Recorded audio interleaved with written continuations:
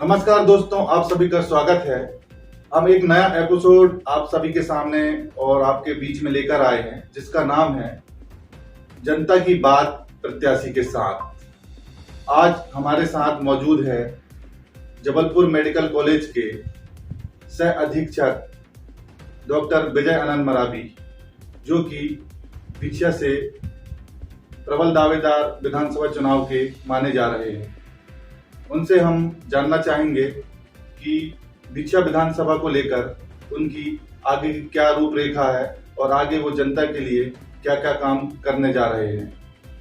Doctor साहब, बहुत बहुत स्वागत है आपका इस और एपिसोड में। आप बताइए कि आप यहाँ पर मौजूद हैं, आप यहाँ पर डॉक्टर हैं, साथ ही आप सह अधीक्षक हैं। विछिया विधानसभा में आपको प्रबल दावेदार माना जा रहा है।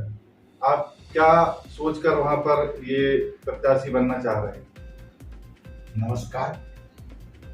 चूंकि मेरा जन्म स्थान भुआ विछिया है और मेरी जो प्रारंभिक शिक्षा है वो प्राथमिक शाला भुआ विछिया में हुई है और मैं 8वीं तक भुआ विछिया के ही पापा बनवासी स्कूल में पढ़ा हूँ और वहाँ पर हमारी यानी पीढ़ियों से जमीन और जायदाद है।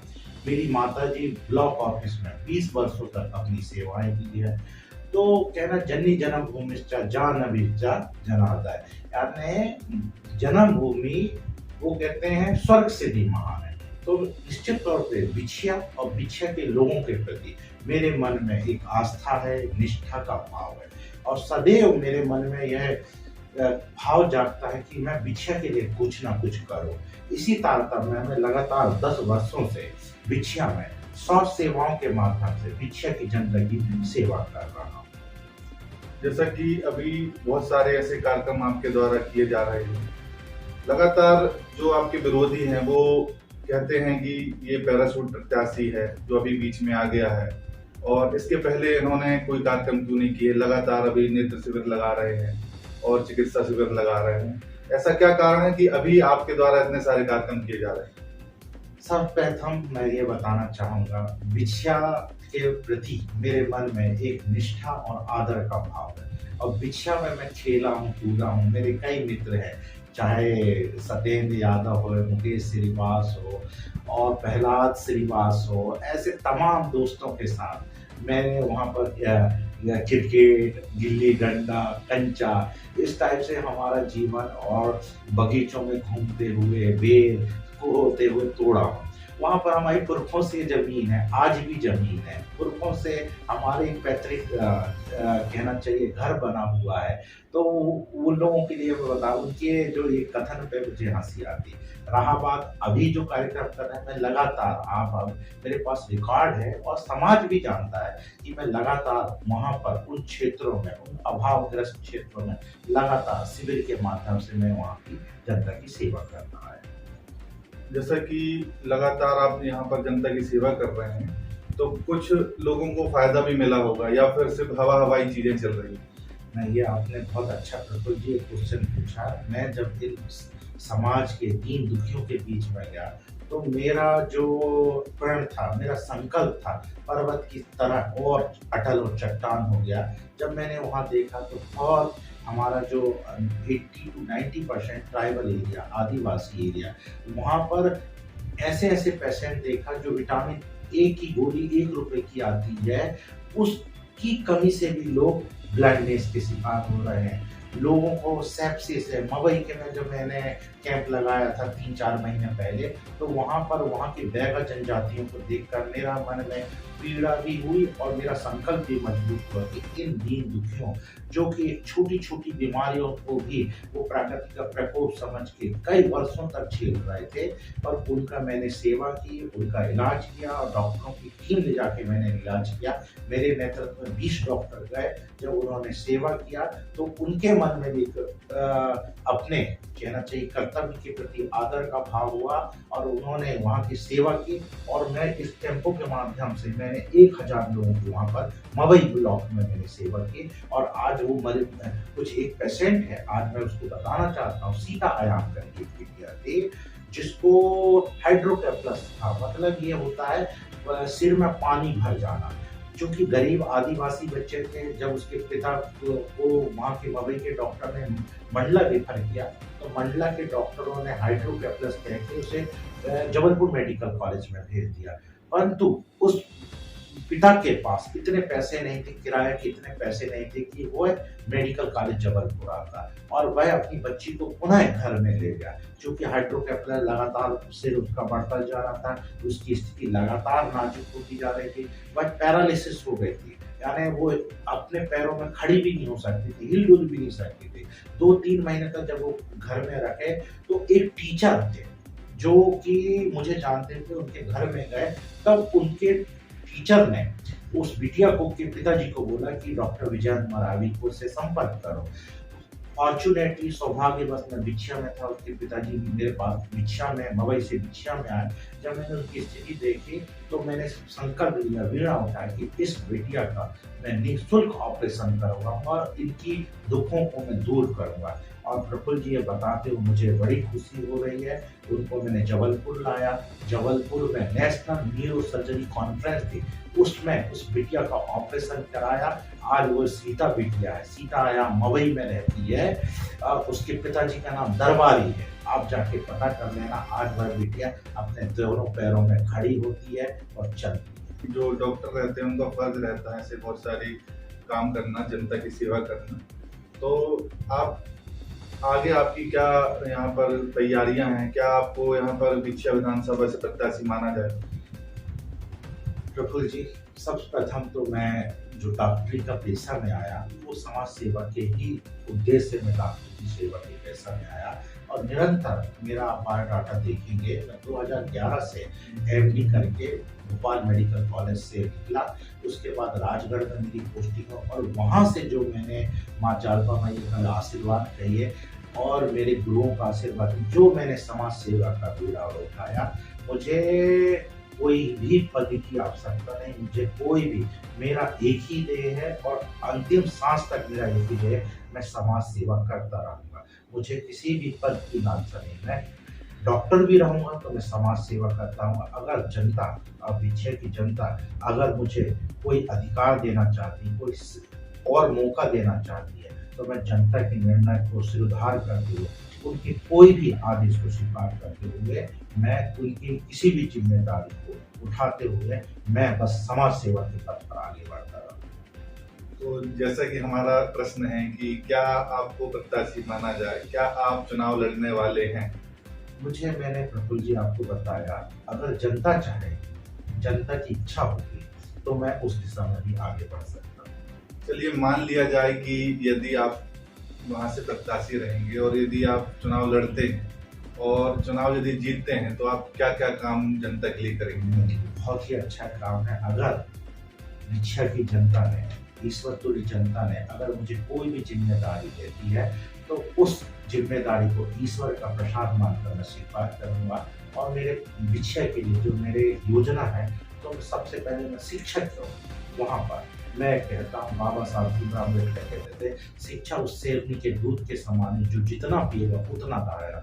मैं वहाँ की जो युवा पीढ़ी है और वहाँ की भविष्य की पीढ़ी है, उनमें शिक्षा के प्रति कहना चाहिए जन आंदोलन खड़ा करते हुए अच्छी शिक्षा उनको मिले ताकि उनका भविष्य संवार सके। क्योंकि राष्ट्र की प्रगति का जो मूल आधार है शिक्षा। जिस देश की शिक्षा उच्चतम कोटि की होगा, वह राष्ट्र और अधिक विकसित और सशक्त और मजबूत होगा, उसमें देशभक्ति का भाव पैदा होगा। शिक्षा है। दूसरा है स्वास्थ्य। किसी भी देश की कहना चाहिए जो विकासशील है, गरीब है या विकसित है, उससे उसके स्वास्थ्य तंत्र की मापा जाता है। अगर वहाँ पर मैटरनल मोर्टिलिटी, मातृ मृत्यु दर, वहाँ पर शिशु मृत्यु दर अगर ज्यादा है, तो वह देश की कहना चाहिए स्वास्थ्य की दिशा बहुत कमजोर है। तो मेरा ध्येय होगा कि मेरे बिछिया क्षेत्र में, चूंकि मैं डॉक्टर हूँ, तो मैं वहाँ पर स्वास्थ्य की दृष्टि से शिक्षा तंत्र को मजबूत कर दूंगा। वहाँ पर शिक्षा के क्षेत्र में क्रांति ला दूंगा। जो आज हमारे जो गरीब आदिवासी हैं, वो समान बीमारी के लिए भी दर दर भटकते हैं और जिसके कारण वहाँ पर एक कहना चाहिए भूत प्रेत, जादू टोना के की ओर मुड़ने लगते हैं। उसी शिक्षा व्यवस्था कमजोर होने के कारण वहाँ पर लगातार धर्मांतरण का भी केसेस देखा जा रहा है। मैं शिक्षा और स्वास्थ्य को मजबूत कर दूंगा तो मैं कहूँगा जनजाति की गौरव और स्वाभिमान की भी बचा के लिए मैं ये कहना चाहिए, बहुत बड़ा प्रयास होगा मेरा। विधानसभा का इतिहास रहा है, लोगों का भी ये कहना है कि एक बार भाजपा एक बार कांग्रेस, इस विषय पे आपका क्या कहना है? जनता के निर्णय को सभी स्वीकार करते हैं, जनता जैसा आदेश देगी। अगर भविष्य में जनता ने बीजेपी की ओर भी विश्वास किया और जनता ने पास्ट में कहना भूतकाल में जनता ने बीजेपी का भी समर्थन किया और कांग्रेस का भी समर्थन किया है, तो जनता का निर्णय जो होता है वो सभी स्वीकार करते हैं। इसमें हो गया सभी जनता कामों की कसौटी पे अपना मताधिकार का प्रयोग करती है। जो भी अच्छा कार्य करता है वह निश्चित रूप से जनता उसको आशीर्वाद प्रदान करती है। जैसा कि इसके पूर्व में आपने बहुत सारे ऐसे कार्यक्रम किए हैं, तो जैसे आप लोगों से कनेक्ट होते हो तो लोगों का क्या कहना रहता है और क्या चाहते हैं वो आपसे? मैंने जैसे जैसे जो व्यक्ति जिम्मेदारी लेता है उसको और जिम्मेदारी आती रहती है। जब मैं समाज में जाता हूँ, क्षेत्र में जाता हूँ, तो एक मेरे को उनकी नज़रों में, चाहे वहाँ की युवाओं में, वहाँ के वरिष्ठ जनों में, एक उनमें मैंने देखा एक अकल्पनीय उनमें कहना चाहिए भविष्य के प्रति एक आशा अनुकूल है।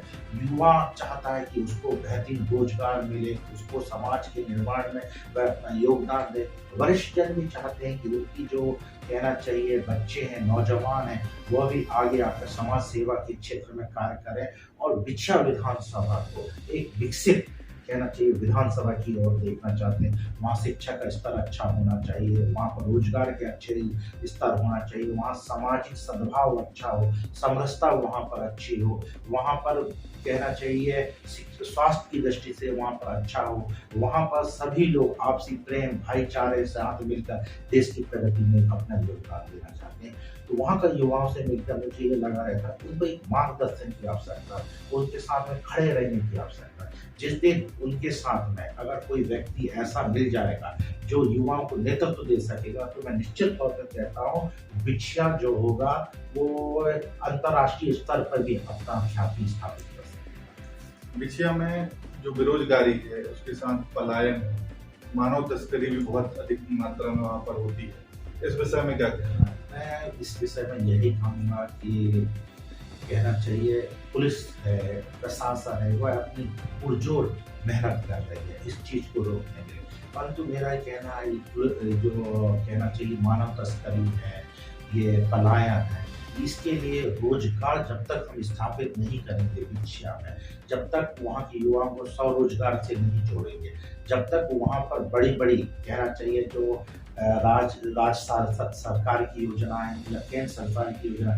जब तक हम जमीनी स्तर पर क्रियान्वयन नहीं करेंगे, इन दुष्चक्रों को तोड़ना मुश्किल होगा। और मैं कहता हूं अगर हमने राज्य सरकार की योजनाओं का, केंद्र सरकार की योजनाओं का अगर सही तरीके से जमीनी स्तर पर क्रियान्वयन कर दिया जाए तो पलायन भी रुक जाएगा और एक प्रकार से सभी नौजवान रोजगार युक्त भी हो जाएंगे और मानव तस्करी जैसी दुष्चक्र को सामाजिक संगठनों के प्रयास से और प्रशासन के प्रयास से उन जो कहना चाहिए दुग्राही हैं जो मानव तस्करी करते हैं उनको भी संवैधानिक आधार पर उचित न्याय उचित दंड मिल जाए। यदि मान लो कि जनता के द्वारा आपको बोला जाता है कि आपको चुनाव लड़ना है विधानसभा में विधायक के रूप में, यदि वो चाहते हैं आपको, तो आपकी लड़ाई किन किन लोगों से रहेगी और क्या आपका आगे का कार्य योजना रहेगी? मेरी लड़ाई तो जो रहेगी, अगर जनता मुझे किसी प्रत्याशी के रूप में पसंद करेगी, अगर समाज सेवा के लिए मुझे मौका देगी, तो मेरी लड़ाई होगी अशिक्षा के खिलाफ, मेरी लड़ाई रहेगी बेरोजगारी के खिलाफ, मेरी लड़ाई रहेगी स्वास्थ्य की जो कमी है उसको पूरा करने के लिए पूरा जीवन में समर्पित करूंगा। और मैं आदिवासी, चूंकि बिछिया विधानसभा आदिवासियों का, मैं खुद आदिवासी समाज से, जनजाति समाज से आता हूँ, तो मेरा जो कहना आदिवासी या जनजाति समाज में भरपूर संभावना होती है, परंतु उनका जो आत्मविश्वास है प्रफुल्ल जी वो डिगमगा दिया गया है, उनके स्वाभिमान को एक बार हमने जगा दिया तो जनजातीय समाज जो कहते हैं टाइगरों के साथ में रहता, वो टाइगर है, जैसे कि कांग्रेस के विधायक हैं, वर्तमान विधायक नारायण सिंह पट्टा, उनको लेकर क्या दृष्टिकोण है आपका? उनको लेकर ये दृष्टिकोण ये है कि 5 साल उनको देना चाहिए। जब पीछे की जनता ने सेवा का मौका दिया, कोविड में हमने देखा कि वहाँ पर जो स्थिति थी स्वास्थ्य की दृष्टि से बहुत कमजोर थी और बहुत लोगों ने उसके चक्कर में काल के घर में भी समाये गए और जो वहाँ पर विकास होना था वह विकास अपेक्षा पूर्ण नहीं। तो आगे जो आपकी लड़ाई है तो किस तरह से अपन उसको लेंगे कि जो चुनाव है, चुनाव में आप तैयारियां करेंगे, आगे जो भी कार्य योजना रहेगी, इसके साथ साथ किन किन लोगों को आप साथ में लेकर चलेंगे? या मतलब अधिकांशतः देखा जाता है कि जो विधायक बनते हैं वो अपनी पार्टी के कार्यकर्ता या फिर अपनी पार्टी के लोगों का ही भला करते हैं, तो इस विषय में क्या कहना है? मेरा तो ये कहूँगा, मैं समाज का व्यक्ति हूँ, समाज से आता हूँ। अगर ईश्वर ने और पीछे की जनता ने कोई अवसर दिया तो मैं संपूर्ण समाज को साथ में लेके, युवाओं को साथ में लेके, वरिष्ठ जनों का आशीर्वाद साथ में लेके, माताओं बहनों का आशीर्वाद लेके, नौजवान का साथ में लेके सशक्त बिछिया, स्वस्थ बिछिया बनाने का संकल्प करूंगा और उसे पूरा करेंगे। तो आज के इस कार्यक्रम में जो हमारा एजेंडा रहा, हमारे साथ थे doctor Vijay Anand Maravi, medical college के सह अधीक्षक। तो जो हमारा कार्यक्रम का शीर्षक था जनता की बात प्रत्याशी किसान, ये आगे भी जारी रहेगा। और बहुत बहुत धन्यवाद डॉक्टर साहब आपका। तो चलते हैं आगे के एपिसोड में। बहुत बहुत धन्यवाद।